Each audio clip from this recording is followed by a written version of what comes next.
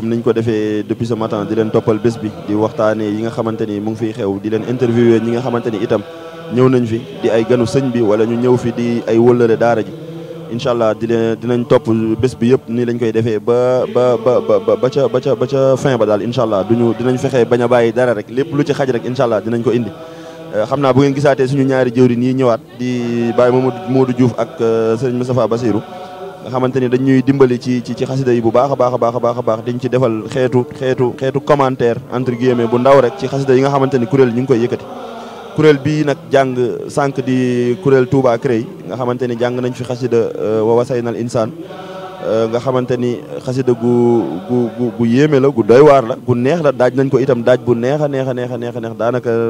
saal bi moom ku nekk yaa ngi doon yëg sa bopp bu baax a baax léegi nag xasida googu moo ci la ñuy dikk incha allah daal ci jéem a def benn taxaw seetlu rek buñ ko sañee incha allahu rabbi xam naa niñ ko defee woon sànq rek dañuy tàmbalee wolof bi ak Baye Modou Diouf après ñu ñëw ci français bi ak sëñ Moustapha Bassirou Baye Modou xasida gi lan nga ñu ci mën a wax lan mooy xasida gi lan lay wax ak ci ban contexte la ko sëriñ bi bind. waaw kay salaamaaleykum wa rahmatullah mujaddadan waaw xanaa nu nuyuwaat ñëpp rek tey tuwaat baax a baax sëñ Babacar ñoo ngi leen di siyaare waat baax a baax waaw xam naa comme ni nga ko lay taayale léegi rek xasida boobu nga xam ne mooy xasida ko wasayna lil insaana bi waalidayhi husna nga xam ne xasida bi suñ baa ngi ko tënk aaya boobu ma tudd léegi aaya boobu ci alxuraan la nekk yàlla moo wax ne subhanahu wa taala ba'da a'uuzu billahi minash shaytaani rajim wa wasayna lil insaana bi waalidayhi husna hamalatu ummuhu karhan wa wada'ahu karhan wa hamluhu wa fisaaluhu 30 shahran hatta idha balagha ashuddahu wa balagha 40 sana ba fa aaya ba daanoo léegi nag partie boobu nga xam ne mooy wa wasayna lil insaana bi waalidayhi husna partie boobu moom la sëñ bu mag bi daa dee jël tënk ci xasidam bi nga xam ne moom la ñu war a xool tey xasida gi nag foofu aaya boobu li ci suñ borom di wax mooy day wax ne maanaam suñ borom moom mooy wax ne maanaam dénk naa doomi aadama ngir ne maanaam nay rafetal jëmale ci ay waajuram xam nga suñ borom buy dénkaane moom loola du dénkaane ndigal la maanaam ndigal la suñ borom foofu day joxe ndigal daal ne maanaam waajur yi dañ leen a war a fonk lépp loo xam ne maanaam lu rafet la ñu koy def suñ digganteeg jaami yàlla yi waajur yi ñoo ca jiitu am statut spécial boo xam ne mën naa koo tudde noonu waajur yi dañ koo am ci nun nga xam ne yonent bi sallallahu alayhi wa sallam wax na ci hadis ne ridallahi fi ridal walidayni wa soxtallahi wa fi soxtal walidayni maanaam hadis boobu ci tënk rek bu ma ko bëggoon a firi damay wax ne maanaam yonent dafa wax foofu ne sallallahu alayhi wa sallam ngërëmal yàlla suñ borom subhanahu wa taala jaam bi bu ko bëggee am na fexee am ngërëmal waajuram ba noppi waaw kay na fexee am ngërëmal waajuram ba noppi bu ko amee moom ngërëmal yàlla dana ko yomb waaye maanaam fi ne nii ku merloose képp koo xam ne maanaam sa ñaari waajur gërëmuñu la bu boobaa moom boo dee sàkku ngërëmal yàlla tamit wax dëgg fa yàlla du ma ne doo ko am de waaye dana jafe dana jafe loolu nag bu ñu ko dee wax tamit day jar ñu leeral leen maanaam say ñaari waajur seenu ngërëm nga sàkku ko bu ñu ko dee wax maanaam nga sàkku ko ci lu neex yàlla ndax yonent bi moo waxoon ne la taa'ata li maxluqin fi ma'siyatil xaaliq maanaam kenn du topp benn mbindeef ci loo xam ne maanaam neexut yàlla loolu moom des koy leeral ba noppi nga xam ne kon buñ dee wax sàkku ngërëmal yàlla buñ ko dee wax mooy sàkku ko maanaam sàkku ngërëmal sa ñaari waajur laa bëgg wax buñ ko dee wax mooy sàkku ko ci li neex yàlla waaye bu ñu la bëggee jëmloo nag ci loo xam ne safaanoo nag la neex yàlla bu boobaa moom du yàlla ci yow nga topp ko sañoo leen a topp donte nag jamono jooja tamit tekki wut ne maanaam da nga leen di wan ginnaaw bàyyi leen déedéet teewu da ngay xel di rafet la jëm ci ñoom ñaari waajur ak luñ mën a mel ak luñ mën a doon kenn du leen wan gannaaw sëñ bu mag bi nag moom loolu la xam ngeen ne maanaam sëñ moom moo ne malakani dunya wa ukhra samadu waaye nag yokk ci tamit malakani alquran rabbul alamin kon nga xam ne maanaam lépp alquran moom da koo peeg moom mën nga ci lépp alquran moom bu ma ko sañee waxee noonu da koo peeg li ko ci ëmp boog bëriwut ndax alquran moom lam doon xëy na moom waaw lot na ci nun ñu xam ko waaye daal xam naa ne daal sëñ bi moom fam jaar ak alquran moom nam mel ak alquran moom waaw du ma ne moom rek la waaye néewaana ku ñu xam man de boo xaw ma ci kenn ku mel ni moom boobu man ko ci ku mel ni moom kon xasida bi daanaka boo seetloo maanaam aaya boobu la ci sëñ bi jël rek donte baati aaya bi la jël jëfandikoo ko ngir tënk xasida bi waaye ba tey li mu wax ci xasida bi yëpp daanaka ci aaya boobu lay dellu nga xam ne sëñ bi da ciy ñaanal ñaari waajuram yi te muy sëñ Mor Anta Sali ak soxna Jaara Buso suñu maam bu baax boobu man koy suñu maam ju baax jooju nga xam ne sëñ bi comme fii tamit ci xasida bi comme li ma ubbee woon ci xasida ak rab bi rek waaw boo jàngataat sëñ bi ci xasida bi da nga ko ciy gisaat ndeysaan muy maanaam ñaan gi ndeysaan ñaan gi ni mu koy def mën a ñaan gi nga xamante ni doon nga ko wax ci rab bi nga xam ni mu ngoog day ñëw bàq suñu borom mu ngoog julli ci yonente bi sallallahu alayhi wa sallam daal di nag mu ngoog maanaam fii ne nii boo ñëwaatee ci xasida gi loolu nga ciy fekkaat rek ma ne ko noonu la ko sëñ bi ràbbale waat rek ba mu daa dee kii mel noo xam ne maanaam yéeme na lool xasida gi daa dee neex lool nag dëgg fa yàlla xasida gi daa dee neex lool tamit wax dëgg fa yàlla nga xam ne moom bi mu tàmbalee nga xam ne lim ubbee xasida gi mooy wajjahtu wajhi lillazi tayya wahaba da'iyan li walidayya nga xam ne maanaam dañ ne maa ngi jublu suñu borom nga xam ne moom wajjahtu yi moom bëri na waaw waaye maanaam nañ xam ne foofu wajjahtu yi sëñ moom mës a ñàkk a jublu suñu borom xëy na loolu feddle la rek waaye moom xam nañ ne mës a ñàkk a jublu suñu borom nga xam ne wajjahtu wajhi lillazi wajjahtu wajhi li man li tayya ki nga xam ne maanaam taxañal na ma lépp may ma ko jublu gi ma jublu suñu borom nag li ma ci jublu tey ndax suñ moom ay jubloom bëri na am wajjahtu wajhi yi bëri na wajjahtu wajhi li man takrimuhu baana ak yooyu bëri na waaye bi moom lim ci namm mooy wahaba da'iyan li walidayya ngir ñaanal sama ñaari waajur kon fii birrul walidayni googu nga xam ne maanaam moom lay yonente bi jàngale alxuraan feddali ko loola ci la sëñ bi jublu ci xasida bi nga xam ne ñaanal na ci ñaari kilifa yooyu ma tudd léegi mooy sëñ Moor ak soxna Jaara ay ñaan yu am solo te ñaan yëpp nag li ci su ma ko doon tënk rek mooy njégalu suñu borom yërmandeeg suñu borom ak tawfeex ak suñu borom fa la ñu jëm ñaan yi moom ci ñett yooyu la tënku ñett yi nga di mooy njégalu suñu borom yërmandeeg suñu borom ak tawfeex ak suñu borom fa la ñu jëm ñett yooyu fi ne nii ñett yooyu daanaka boo xoolee xasida gi ba mu jeex ñaan yëpp ci ñett yooyu lay tënku ma ne ko ci lay tënku ci biir xasida gi tamit da ngay seetlu ne sëriñ bi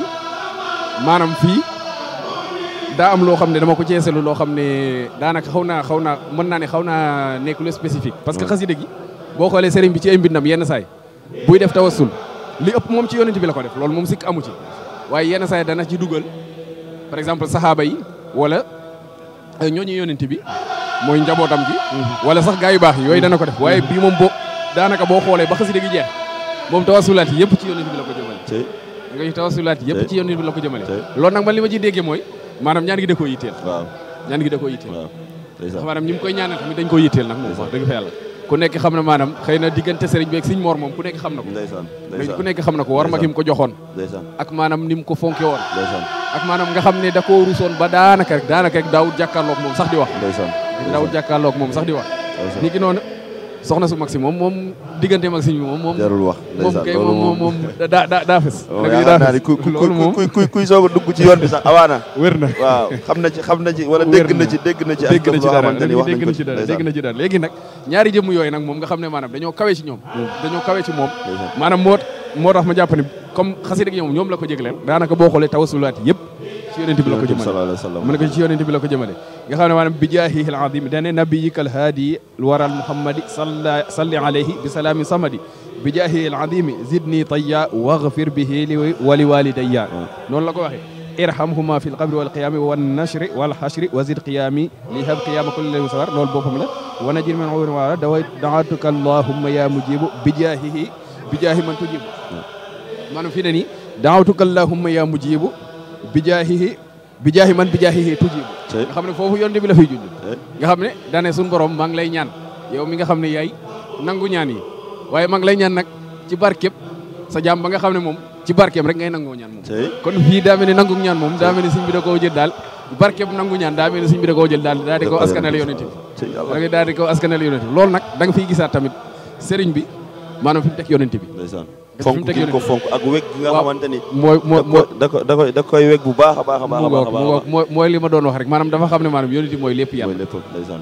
yàlla moom ñun ñëpp moo ñu boolee moom lépp moo ko boolee moom waaye daa am loolu mu moom noonu da koo sepp daa am lu mu ci seppee ne lii moo ma ci gënal wala boog kii moo ma ci gënal kookoo yonent bi te maanaam nee na kookoo tax mu bind lam bind lépp sallallahu alayhi wa sallam kookoo tax mu bind lam bind lépp waaw nga xam ne kon foofu da ngay gis ne maanaam sëriñ bi xam gi mu xam yàlla daa tax maanaam mu jël yonent bi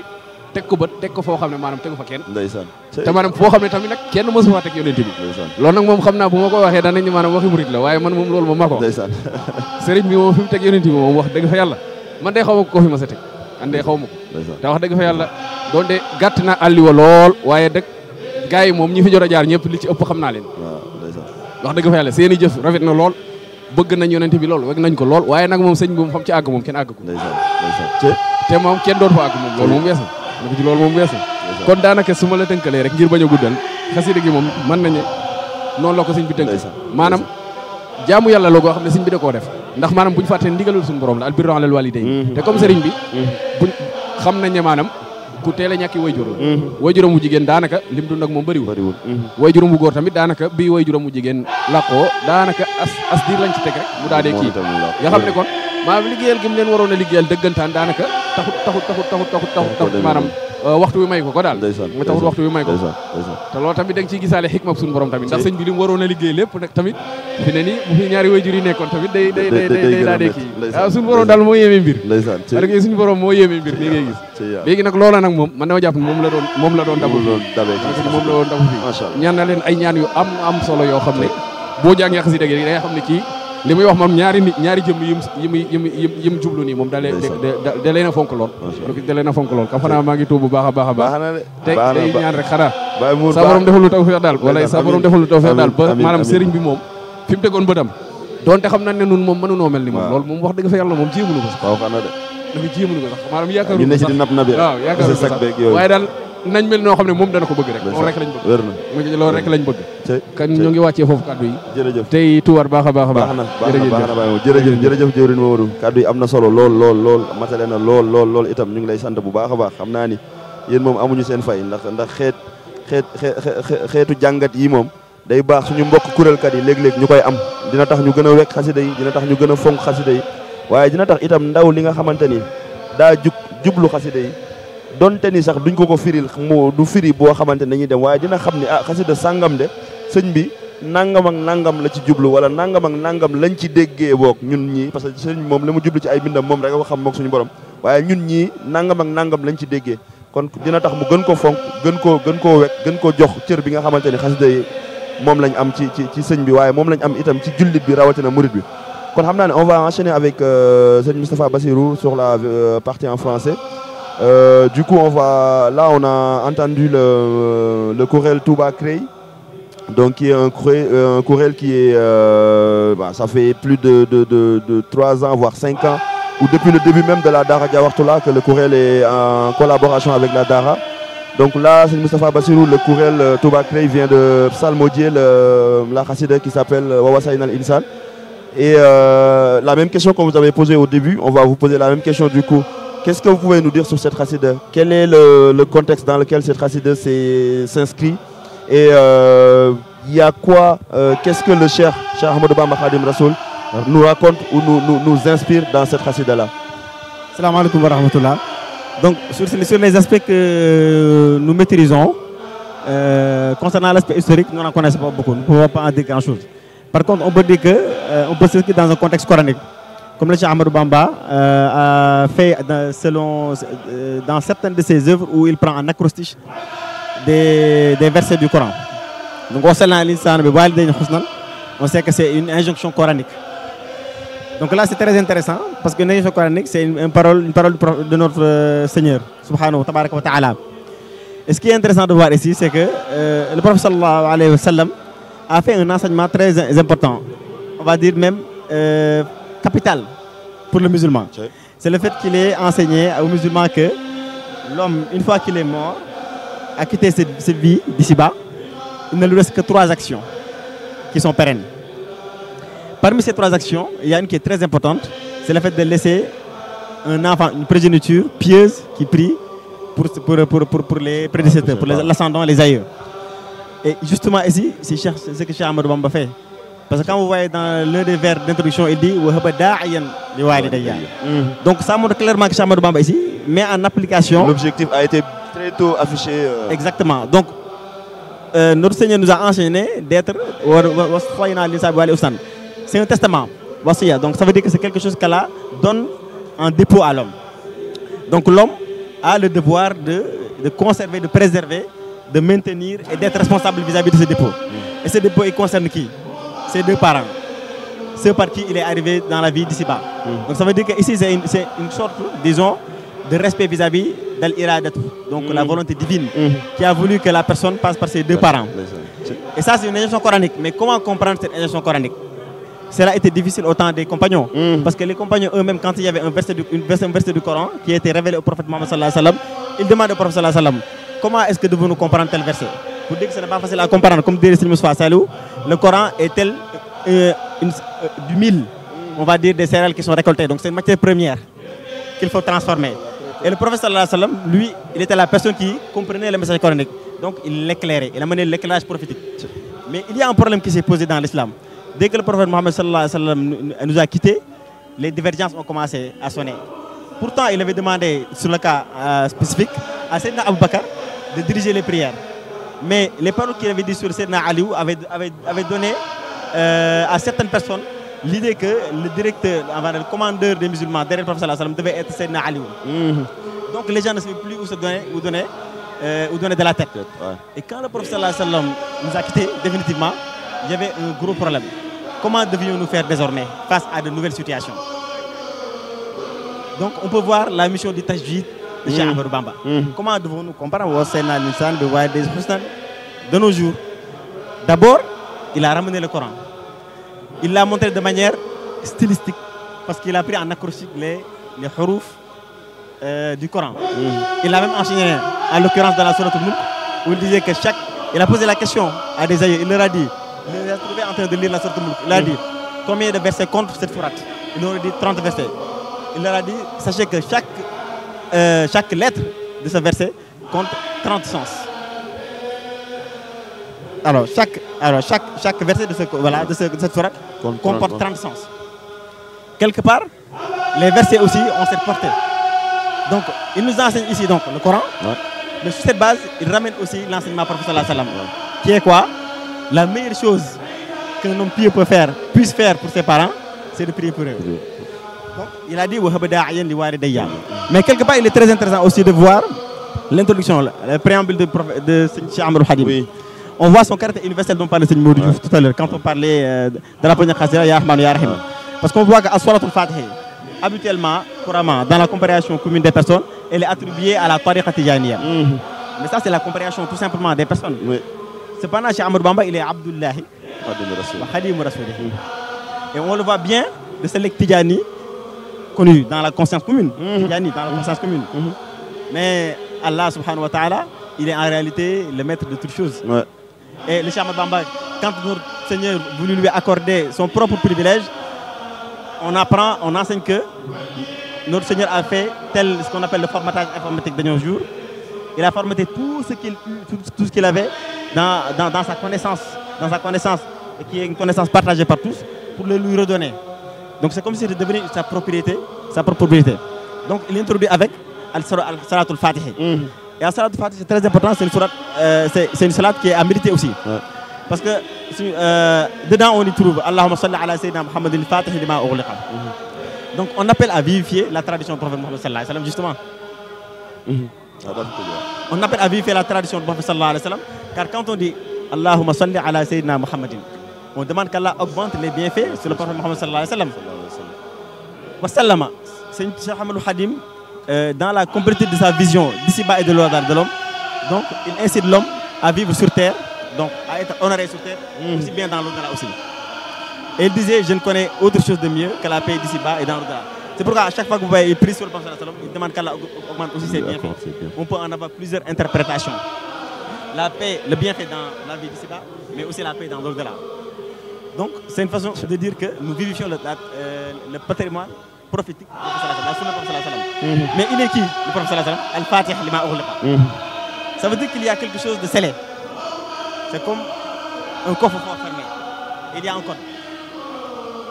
Et lui, quand il est venu, il a ouvert ce coffre. Quand il est venu, il a ouvert ce coffre. Donc il est Al-Fatih lima ughliqa. Mais on peut l'entendre aussi d'une autre manière. Al-Fatih, on le traduit certainement des fois par prologue. Mais quand on regarde dans la littéralité du mot, ça signifie quelqu'un qui éclaire. C'est comme s'il y avait des ténèbres. Mais donc, Cheikh Ahmadou Bamba, il nous enseigne aussi, si nous lisons comme quelqu'un qui éclaire les ténèbres, que nous ne comprenons pas comment est-ce que nous devons nous comporter vis-à-vis des parents. Et la première chose qu'il dit dans le vers, c'est wajjahtu wajhi. Dans le second, wajjahtu wajhi. Je m'engage. J'engage ma face. L'engagement, ouais. Mais qu'est-ce que la face? Exactement. La face, c'est un symbole d'identité. Ce qui veut dire que l'homme, vous voyez les chassides d'engagement chez Ahmadou Bamba, quand il est wajjahtu, souvent ça suffit de wajhi, de la notion d'identité. Donc l'engagement humain est lié à la notion d'identité de l'homme. Et c'est par l'identité qu'on a que nos parents sont fiers de nous. Car, subhanahu wa ta'ala, il dit, dans la chasside, il dit, liman li tayya wa haba da'iyan li walidayya. Allah a fait un don. Et ce wahaba, en le renvoyant à Tazawwur Sighar, Cheikh Ahmadou Bamba, il enseignait que notre Seigneur, il fait don par grâce. Wa annahu subhanahu la yajibu alayhi shay'un bal li fadlin yahbu. Quand notre Seigneur fait un don, c'est pour sa grâce. Ça veut dire que nous n'avons pas le droit de s'arrêter au simple bienfait. Le bien, c'est bien. Le bien est bien. Mais notre Seigneur, il veut l'excellence. Donc, Cheikh Ahmadou Bamba, il s'engage pour l'excellence. Toujours viser plus haut. Voilà. Quand on est excellent, mais nos parents sont fiers de nous. C'est vrai. Proud of my son. C'est vrai. C'est vrai. Assalamu alaikum wa rahmatullah. jërëjëf sëñ Moustapha Bassirou jërëjëf Baye Modou ci kaddu yu am solo yi nga xamante ni indil ngeen ñu ko ci xasida gi man de moom yokku naa ci jàng naa ci lu bare di leen sant bu baax a baax te njortu naa ni itam ñi ñuy topp ci chaîne Diawartoulah TV itam ñoom it ñu ngi ciy jàng bu baax a baax di ci jëlee ay xam-xam yu wér a ñu ngi leen di sant bu baax a baax di ñaan suñu borom wéral xam-xam bi suñu borom kattanal leen bu baax a baax ba yéene yi ngeen am yëpp suñu borom may leen kattan gu ngeen ko mën a matalee incha allahu rabbi kon mbokk internet yi loolu lañ leen indiloon ci seen xasida wa wasaynal xam naa ni noonu lañ koy defee itam ci yeneen kuréel yi xam naa ni jël kuréel yëpp dina metti waaye incha allah dinañ ci def lépp lu ñu mën incha allah ba ngeen am retour yoo xamante ni nii bés bi di ngeen ko dund mel ni ku fi nekkoon incha allahu rabbi ñu ngi leen di sant bu baax a baax di wa waaxiru daawana alhamdulillahi rabbil alamin jërë ngeen jëf